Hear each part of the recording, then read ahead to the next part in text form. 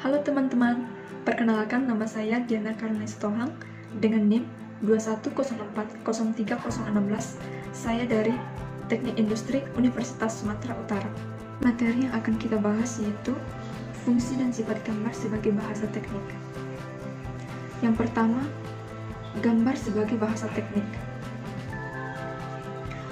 Gambar sering disebut sebagai bahasa teknik atau bahasa untuk sarjana teknik. Gambar sendiri merupakan sebuah alat untuk menyatakan maksud dari seorang sarjana teknik. Bahasa yang kita gunakan sehari-hari ada dua, yaitu bahasa lisan dan juga bahasa kalimat. Ada perbandingan antara bahasa yang kita gunakan sehari-hari dengan gambar. Perbandingannya dapat kita lihat pada tabel berikut ini. Jika kita tinjau dari segi indera, bahasa lisan bersifat akustik atau dapat didengar. Bahasa kalimat bersifat visual atau dapat dilihat, dan gambar bersifat visual dan dapat dilihat. Jika kita tinjau dari ekspresi, bahasa lisan berupa suara, bahasa kalimat berupa kalimat itu sendiri, dan juga gambar berupa gambar. Yang berikutnya, jika ditinjau dari aturan, bahasa sendiri memiliki aturan-aturan, baik bahasa lisan maupun bahasa kalimat. Aturan tersebut dinamakan dengan tata bahasa. Gambar juga demikian. Aturan gambar dinamakan dengan standar gambar.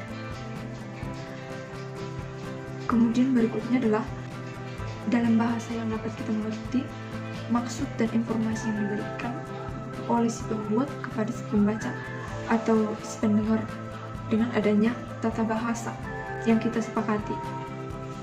Begitu juga dalam gambar, keterangan-keterangannya tidak dapat dibuat dalam bahasa yang kita gunakan sehari-hari, tetapi keterangan tersebut dapat dibuat dalam lambang-lambang, yang dimana lambang-lambang tersebut sudah disepakati oleh si pembuat gambar dengan si pembaca, sehingga maksud ataupun informasi yang akan disampaikan dapat dimengerti oleh pembaca gambar tersebut dengan tepat.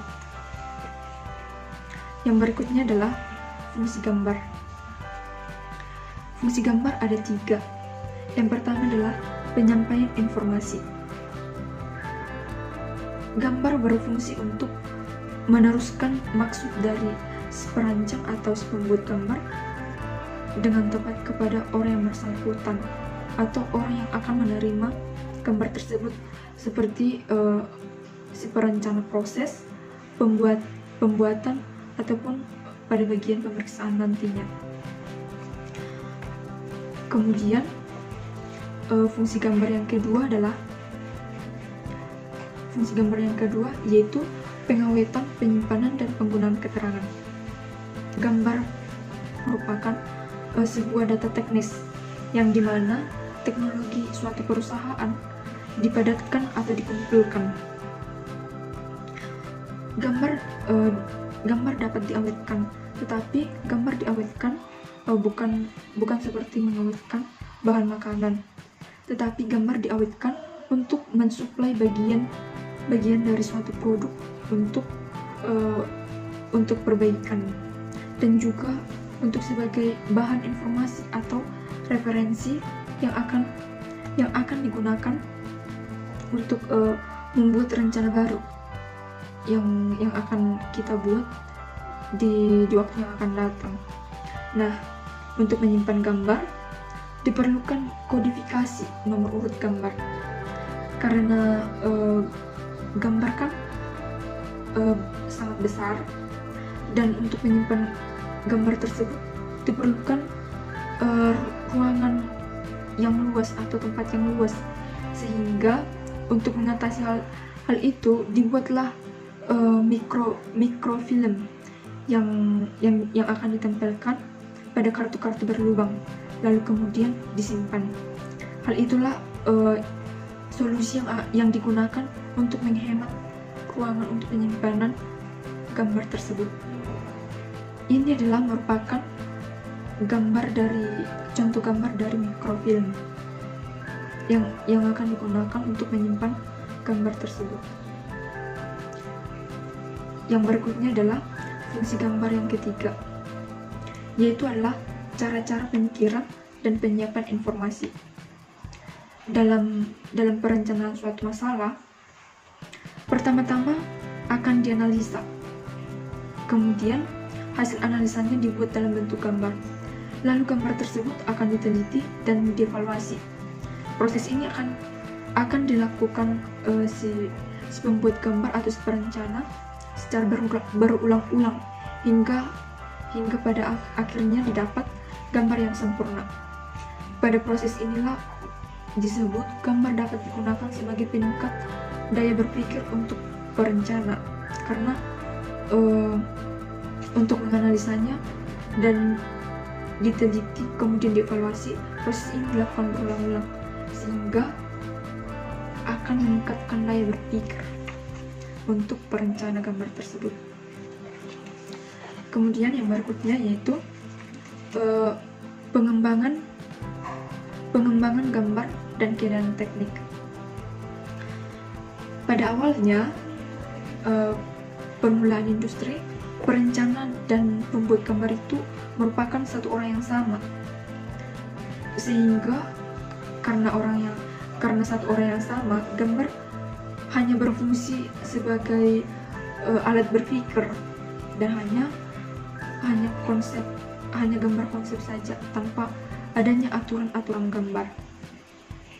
Kemudian seiring berjalannya waktu, perencana dan pembuat gambar dipisah, bukan lagi satu orang yang sama, tapi sudah menjadi satu orang perencana dan satu orang pembuat. Meskipun dua orang yang berbeda, namun keduanya saling berhubungan, dan fungsi gambar juga bertambah, bukan lagi hanya sebagai alat berpikir, tapi sudah bertambah dengan penyampaian informasi. Gambar sebagai penyampaian informasi, sehingga kesepakatan keduanya yaitu si perencana dan si pembuat sangat dibutuhkan untuk membuat aturan-aturan gambar, yang dimana dengan adanya aturan-aturan gambar ini, maka si perencana dan si pembuat nantinya akan mengerti gambar yang dibuat sebagai media penyampaian informasi tersebut. Jika kita buat dalam suatu pabrik kecil, seorang perancang akan meminta kepada si pembuat untuk membuat sebuah benda kerja, di mana permintaan itu disampaikan dalam bentuk gambar. Nah, dalam hal ini gambar menjadi cara berpikir dari si perancang dan juga media penyampai informasi dari si perancang kepada si pembuat benda kerja tersebut. Oleh karena itu, standar gambar yang digunakan harus berdasarkan standar perusahaan atau pabrik tersebut yang sifatnya berlaku umum pada perusahaan itu. Standar gambar perlu dirubah seiring berjalannya waktu menurut ukuran industri dan cara-cara produksi. Yang berikutnya adalah tujuan-tujuan gambar. Tujuan-tujuan gambar ada 6. Yang pertama yaitu internasionalisasi gambar.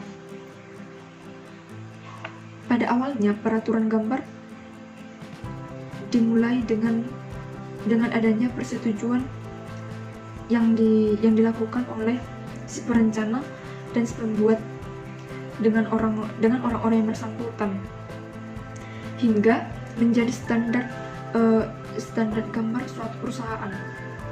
Kemudian dunia usaha atau dunia industri meluas, standar perdagangan juga meningkat, sehingga ada peningkatan pembagian kerja secara internasional. Selain itu, adanya juga faktor teknologi yang semakin berkembang, sehingga modernisasi standar gambar harus dilakukan agar perusahaan itu nantinya dapat bersaing di pasar dunia. Yang kedua yaitu tujuan gambar, mempopulerkan gambar. Nah, pada tujuan yang kedua ini, orang yang membaca gambar meningkat seiring berkembangnya teknologi yang semakin canggih. Jadi penting dilakukan sesuatu yang bertujuan untuk mempopulerkan gambar, dengan gambar yang dibuat harus jelas, mudah, dan standar gambar yang digunakan juga sederhana. Tujuan gambar yang ketiga yaitu perumusan gambar.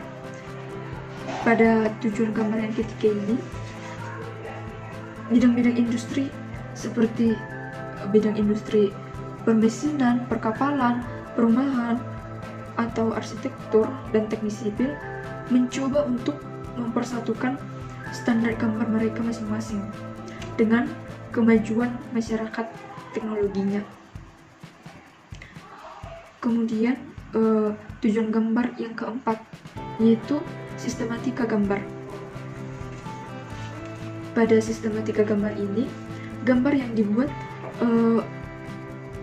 harus dengan perbedaan-perbedaan dalam penyajian, yaitu dalam penyajian bentuk dan ukurannya, tanda-tanda toleransi ukuran, bentuk, dan keadaan permukaannya. Pada bagian lain juga pentingnya gambar dengan lambang grafis yang digunakan sebagai diagram balok ataupun diagram alir pada proses dalam berbagai bidang industri. Keadaan ini akan memperkuat susunan dan konsolidasi. Keadaan ini akan memperkuat susunan dan konsolidasi sistem standar gambar. Kemudian tujuan yang kelima yaitu penyederhanaan gambar. Nah, pada penyederhanaan gambar ini tujuan dapat dilakukan dengan adanya penghematan tenaga kerja dan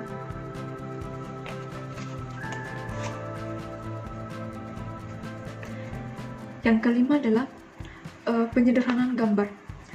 Dengan adanya penyederhanaan gambar ini, maka dapat dilakukan penghematan tenaga kerja dan dapat mempersingkat waktu untuk menggambar. Hal ini dapat dilakukan untuk meningkatkan mutu rencana.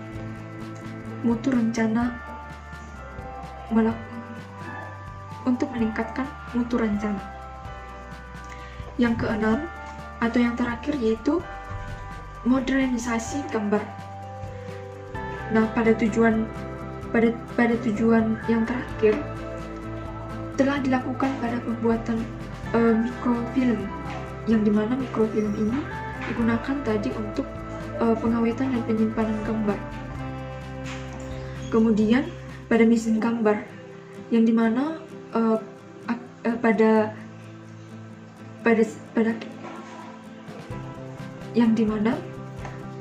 mesin gambar akhir-akhir ini sudah pada yang dimana kemudian yang berikutnya mesin gambar otomatis yang dibantu dengan komputer dan lain sebagainya.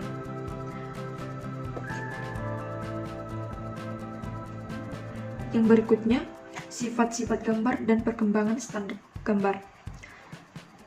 Yang pertama yaitu kepastian gambar. Gambar yang dibuat harus berisi keterangan-keterangan yang pasti. Tidak boleh keterangan gambar tersebut menimbulkan keraguan kepada penerima gambar atau si pembaca. Dalam kerjasama internasional, lambang-lambang dan pengertiannya harus disesuaikan dengan standar internasional. Tidak boleh digunakan catatan-catatan dalam bahasa tertentu, bahasa-bahasa yang tidak diakui secara internasional. Kemudian yang kedua, hubungan antara fungsi dan sifat gambar. Nah, dalam gambar ini dapat kita lihat bahwa sebuah fungsi dipengaruhi oleh beberapa sifat.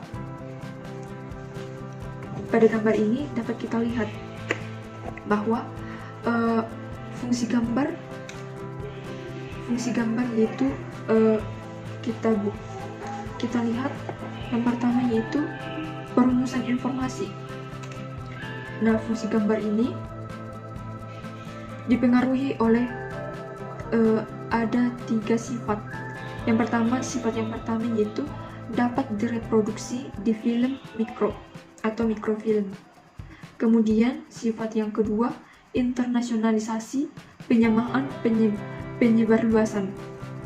Kemudian yang terakhir, kepastian standar peningkatan isi. Fungsi pengawetan, penyimpanan, pemanfaatan informasi juga dipengaruhi oleh 3 sifat, yaitu sama seperti yang perumusan informasi tadi, dapat direproduksi di film mikro.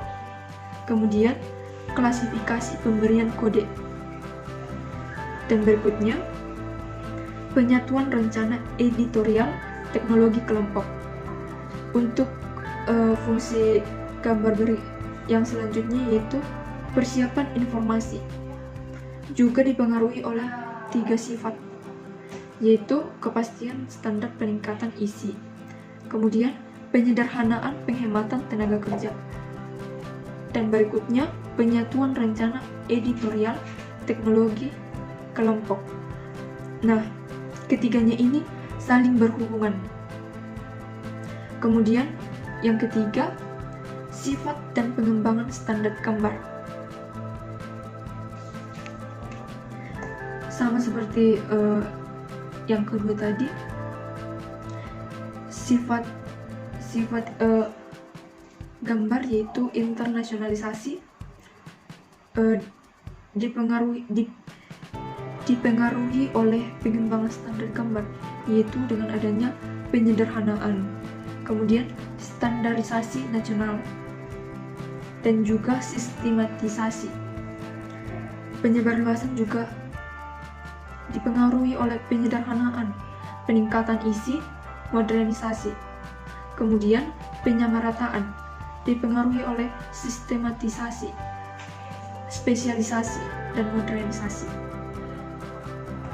Demikianlah penjelasan saya mengenai materi fungsi dan sifat gambar sebagai bahasa teknik. Terima kasih.